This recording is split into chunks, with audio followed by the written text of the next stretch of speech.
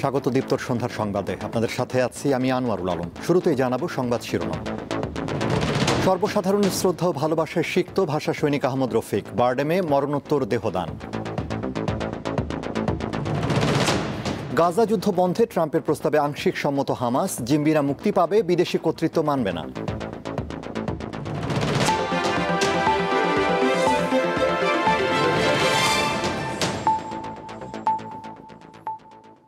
এবারে বিস্তারিত। সর্বসাধারণের শ্রদ্ধা ও ভালোবাসায় সিক্ত হলেন ভাষা সৈনিক আহমদ রফিক। কেন্দ্রীয় শহীদ মিনারে তার কফিনে শ্রদ্ধা জানান সব শ্রেণী পেশার মানুষ। মৃত্যুর আগে তিনি চিকিৎসা গবেষণায় ব্যবহারের জন্য দেহ দান করে গেছেন। শ্রদ্ধা নিবেদনকারী জানান, নিষ্ঠাবান লেখক ও গবেষক হিসেবে আহমেদ রফিকের জীবনযাপন ছিল অনন্য। তিনি ন্যায়ের পক্ষে থেকে মানুষের মুক্তির জন্য আজন্ম কাজ করে গেছেন।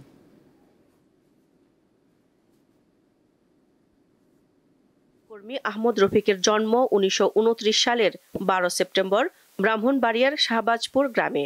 ঢাকা মেডিকেল কলেজে পড়ার সময় 52 ভাষা আন্দোলনে জড়িয়ে পড়েন। তার বিরুদ্ধে গ্রেপ্তারি পরোয়ানাও জারি হয়। এরপর 1955 সালের শেষ দিকে প্রকাশ্যে বেরিয়ে এসে আবার পড়াশোনা করেন। MBBS ডিগ্রি নিলেও চিকিৎসকের পেশায় যাননি আহমদ রফিক। তারপর লেখালেখি ও গবেষণায় জীবন কাটিয়েছেন। বারডেম হাসপাতালে চিকিৎসাধীন অবস্থায় 2 অক্টোবর রাতে 96 বছর বয়সে মারা যান আহমদ রফিক। শনিবার সকালে রাজধানীর কেন্দ্রীয় শহীদ মিনারে তার মরদেহ নেওয়া হয় শ্রদ্ধা জানানোর জন্য। সংস্কৃতি মন্ত্রণালয় ও বাংলা একাডেমির পাশাপাশি এই ভাষা সৈনিকের প্রতি শ্রদ্ধা জানায় বিভিন্ন সাংস্কৃতিক ও রাজনৈতিক সংগঠনের প্রতিনিধি ও সর্বস্তরের মানুষ। শিকড়ের শক্তিটা সঞ্চয় করতে হলে আহমদ রফিকদের কাছে আমাদের বারবার ফিরে যেতে হবে। তারা আমাদের শিকড়ের মূল ভিত্তি। তার যে প্রয়াণ, সেটা আমাদের জন্য অপূরণীয় ক্ষতি বটে, কিন্তু তিনি আমাদের সঙ্গে থাকবেন, আমাদের সংগ্রামের মধ্যে থাকবেন, বর্তমানে থাকবেন, ভবিষ্যতেও থাকবেন। শ্রদ্ধা নিবেদনকারীরা জানান, নিষ্ঠাবান লেখক ও গবেষক হিসেবে আহমদ রফিকের জীবনযাপন অনন্য। তবে শেষ দিকে অনেকটা নির্বাসিত জীবন কাটিয়েছেন। শেষ জীবনে অনেক কষ্টের গেছে, আমরা কেউ ওনার খোঁজ খবর নিতে পারিনি, এটা হলো বাস্তবতা। তারপরে উনি দেশের জন্য, সমাজের জন্য উনি শেষ মুহূর্ত পর্যন্ত উনি কিছু করার চেষ্টা করেছেন, এটাই হলো ওনার কৃতিত্ব। নতুন প্রজন্মের একটা বড় সমস্যা হচ্ছে হঠাৎ বাংলাদেশ তারা মনে করে, তো বাংলাদেশ হঠাৎ না, দীর্ঘ লড়াইয়ের মধ্য দিয়ে হয়েছে, এ ধরনের মানুষের আত্মত্যাগের মধ্য দিয়ে হয়েছে এবং তাদের যে দৃঢ়তা, এটাই বোধহয় অন্যতম বিষয়।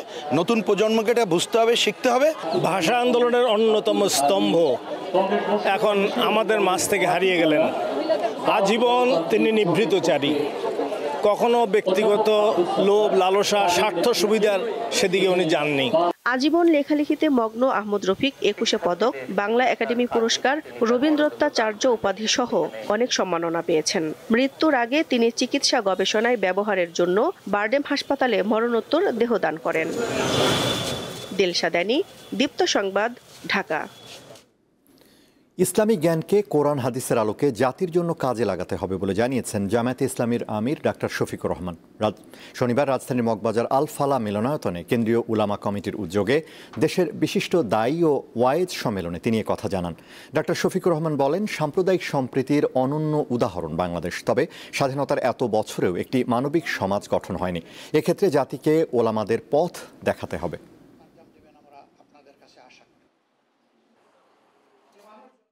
শিক্ষিত সমাজের সকলে নয়, কিন্তু শিক্ষিত সমাজের একটা অংশের মানুষ যে ক্ষতি জাতির করে, সারা সাধারণ দেশবাসী কোটি কোটি মিলেও সেই ক্ষতি জাতির করতে পারে না। কলমের খোঁচায় একজন মানুষের জাতির কিসমত যেভাবে ধসে পড়ে, 1 কোটি মানুষ একত্রিত হয়েও সেই ক্ষতিটা করতে পারবে না।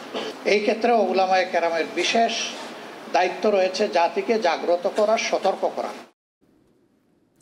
ত্রয়োদশ জাতীয় সংসদ নির্বাচনের জন্য 256 জন সম্ভাব্য প্রার্থীর নাম চূড়ান্ত করেছে খেলাফত মজলিস। শনিবার রাজধানীর রমনায় ইঞ্জিনিয়ার্স ইনস্টিটিউশনে এসব প্রার্থীর নাম ঘোষণা করেন দলটির মহাসচিব আহমদ আব্দুল কাদের। নির্বাচন ঘনিয়ে আসলেও বহুল কাঙ্ক্ষিত রাষ্ট্রের প্রয়োজনীয় সংস্কার বাস্তবায়নে সরকারের কোনো উদ্যোগ নেই বলে অভিযোগ করেন তিনি। এ সময় জুলাই সনদের ভিত্তিতে আগামী জাতীয় সংসদ নির্বাচনের দাবি জানায় দলটি।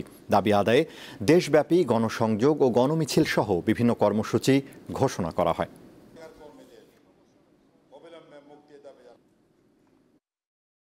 জুলাই জাতীয় সনদ 2025-এর ভিত্তিতে ত্রয়োদশ জাতীয় সংসদ নির্বাচন অনুষ্ঠান করতে হবে। আমরা আগামী মাহে রমজানের আগে নির্বাচন দেখতে চাই। এ লক্ষ্যে 3 শাসনে আমাদের নির্বাচনের প্রস্তুতি চলছে। ইতিমধ্যে সারা দেশ খেলাফত মজলিসের 256 জন সম্ভাব্য প্রার্থীর নাম ঘোষণা করা হয়েছে। জামায়াত যাদের নিয়ে আন্দোলন করছে ও বক্তব্য দিচ্ছে দ্বাদশ সংসদ নির্বাচনে তাদের ভূমিকা কি ছিল, এমন প্রশ্ন তুলেছেন বিএনপির স্থায়ী কমিটির সদস্য সালাউদ্দিন আহমদ। শনিবার এনডিপির 37তম প্রতিষ্ঠাবার্ষিকীর অনুষ্ঠানে তিনি আরও বলেন, পিআর নিয়ে যারা আন্দোলন করছে তারাই নির্বাচন বিলম্ব ও বানচালের অপচেষ্টা চালাচ্ছে। আমরা স্পষ্টই দেখতে পাচ্ছি বাংলাদেশের রাজনীতির ময়দানে এবং নির্বাচনে অস্থিরতা সৃষ্টি করার জন্য, বাংলাদেশের আগামী জাতীয় সংসদ নির্বাচনকে বিলম্বিত করার জন্য এবং পারতপক্ষে বানচাল করার জন্য যে শক্তি কাজ করছে তার পক্ষেই এই রাজনৈতিক দলটি কাজ করছে বলে আমাদের সন্দেহ। কারণ বাংলাদেশে যদি নির্বাচন বিলম্বিত হয় তাহলে ফ্যাসিবাদের উৎপাত হবে আবার। চাকুরিতে পুনর্বহাল ও হয়রানিমূলক মামলা প্রত্যাহার সহ 6 দফা দাবিতে বিক্ষোভ করেছে ইসলামী ব্যাংকের চাকুরিচ্যুত কর্মকর্তারা। শনিবার বেলা 11:30টার দিকে চট্টগ্রামের ফৌজদারহাট ক্যাডেট কলেজ এলাকায় ঢাকা চট্টগ্রাম মহাসড়কের পাশে তারা এই কর্মসূচি পালন করেন। পরে বেলা 12টার দিকে মানববন্ধনে অংশ নেওয়া কর্মকর্তারা ফৌজদারহাট সড়কে অবস্থান নিয়ে অবরোধ ও বিক্ষোভ করেন। বিক্ষোভকারীরা 6 দফা দাবি তুলে ধরে দ্রুততা বাস্তবায়নের দাবি জানান। প্রায় 2 ঘন্টা অবরোধের পর কর্মসূচি শেষ হলে স্বাভাবিক হয় সড়কের যান চলাচল।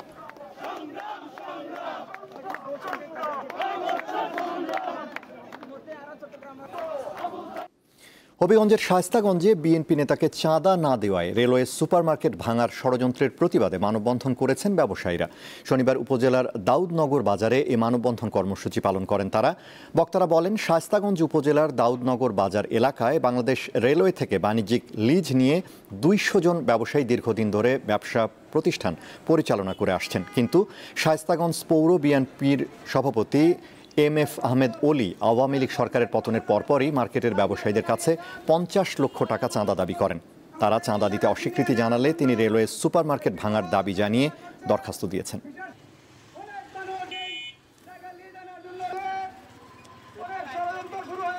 গাজা প্রসঙ্গ। গাজা যুদ্ধ বন্ধে যুক্তরাষ্ট্রের প্রেসিডেন্ট ডোনাল্ড ট্রাম্পের প্রস্তাবে আংশিক সম্মতি দিয়েছে হামাস। ইসরায়েলি জিম্মিদেরকে মুক্তি দিতে রাজি তারা, তবে উপত্যকায় বিদেশি কর্তৃত্ব মানবে না সংগঠনটি। হামাসের ঘোষণার পর ট্রাম্পের আহ্বানে গাজায় হামলা বন্ধে সেনাবাহিনীকে নির্দেশ দিয়েছে ইসরায়েল। ইসরায়েলি আগ্রাসনে মৃত্যুপুরী ফিলিস্তিনের গাজা। গত 2 বছর টানা বোমা হামলায় 66,000-এর বেশি ফিলিস্তিনিকে হত্যা করেছে বেনিয়ামিন নেতানিয়াহুর সেনারা। এর মধ্যে 20,000-এর বেশি শিশু। গুড়িয়ে দেওয়া হয়েছে হাজার হাজার ঘরবাড়ি ও অন্যান্য স্থাপনা, বাদ যায়নি হাসপাতালও। এই বর্বরতা ও যুদ্ধবন্ধে বেশ কিছু আন্তর্জাতিক প্রচেষ্টা নেওয়া হলেও সবগুলোই মুখ থুবড়ে পড়েছে। এমনকি টেকেনি কয়েকবারের অস্থায়ী যুদ্ধবিরতি। চলতে থাকে ইসরায়েলের নৃশংসতা। এই অবস্থায় উপত্যকাটি দুর্ভিক্ষের কবলে পড়ে। ডোনাল্ড ট্রাম্প দ্বিতীয়বার যুক্তরাষ্ট্রের প্রেসিডেন্টের দায়িত্ব নেওয়ার পর থেকেই গাজায় যুদ্ধবন্ধে সক্রিয় হন। হামাস ও ইসরায়েলের সাথে দফায় দফায় আলোচনা করে সমাধানের পথ খোঁজেন। এর ধারাবাহিকতায় সম্প্রতি হোয়াইট হাউসে ইসরায়েলের প্রধানমন্ত্রী নেতানিয়াহুর সাথে বৈঠক করে 20 দফার একটি শান্তি পরিকল্পনা উপস্থাপন করেন ট্রাম্প। নেতানিয়াহু সাথে সাথেই এতে সম্মতি জানান। কিন্তু হামাসের পক্ষ থেকে তাৎক্ষণিক সাড়া পাওয়া যায়নি। পরে ট্রাম্প হামাসকে 5 অক্টোবর পর্যন্ত সময় বেঁধে দিয়ে হুঁশিয়ারি দেন, সমঝোতা না করলে গাজায় নরক নেমে আসবে। এই হুমকির কয়েক ঘন্টা পরই ডোনাল্ড ট্রাম্পের প্রস্তাবে আংশিক রাজি হওয়ার ঘোষণা দেয় হামাস। বিবৃতিতে সংগঠনটি জানায়, ট্রাম্পের ওই প্রস্তাবে উল্লেখিত বন্দি বিনিময় প্রক্রিয়া মেনে জীবিত ও মৃত সব জিম্মিকে মুক্তি দিতে প্রস্তুত তারা। তবে গাজার ভবিষ্যৎ শাসন ব্যবস্থা ও ফিলিস্তিনের জনগণের অধিকার সম্পর্কিত বিষয় নিয়ে আলোচনা করতে হবে। হামাসের সিদ্ধান্তকে স্বাগত জানিয়েছে যুক্তরাষ্ট্রের প্রেসিডেন্ট ডোনাল্ড ট্রাম্প। সেই সঙ্গে ইসরায়েলকে অবিলম্বে গাজায় বোমা হামলা বন্ধের আহ্বান জানিয়েছেন তিনি।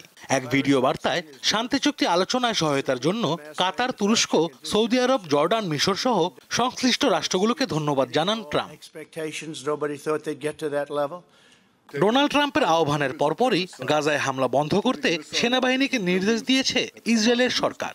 দেশটির রাষ্ট্রীয় অর্থায়নে পরিচালিত আর্মি রেডিও জানায়, সেনাবাহিনীকে শুধু প্রতিরক্ষামূলক পদক্ষেপ নিতে নির্দেশ দেওয়া হয়েছে।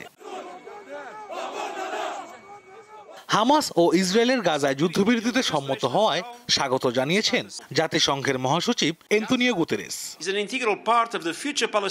আশরাফ শুভ, দীপ্ত, বার্তা কক্ষ। ইসরায়েলের সঙ্গে সম্পৃক্ততা ও গুপ্তচর বৃত্তির অভিযোগে 6 জনের মৃত্যুদণ্ড কার্যকর করেছে ইরান। স্থানীয় সময় শনিবার সকালে তাদের মৃত্যুদণ্ড কার্যকর করা হয়। ইরানের নিরাপত্তা বাহিনীর 4 সদস্যকে হত্যা এবং খোররাম শহরে বোমা হামলা সহ বেশ কয়েকটি সহিংস কর্মকাণ্ডের অভিযোগ ছিল তাদের বিরুদ্ধে। বোমা তৈরি এবং স্থাপন, ব্যাংকে সশস্ত্র হামলা, একটি সামরিক কেন্দ্রে গ্রেনেড নিক্ষেপ এবং মসজিদে গুলি চালানোর মতো নাশকতামূলক কর্মকাণ্ডের পরিকল্পনা এবং পরিচালনার কথা স্বীকার করেছিল ওই 6 ব্যক্তি।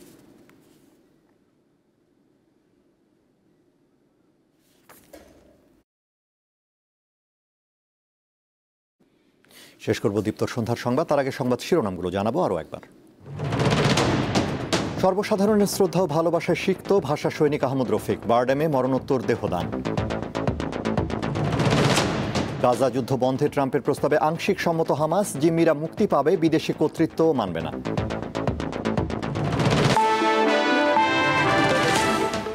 এই ছিল এখনকার মতো। আমাদের পরবর্তী দীপ্ত সংবাদ রাত 11টায় দেখার আমন্ত্রণ। এছাড়া আরও তথ্য ও বিনোদনের খবর পেতে যুক্ত থাকুন দীপ্তর ডিজিটাল প্ল্যাটফর্মগুলোতে। ধন্যবাদ।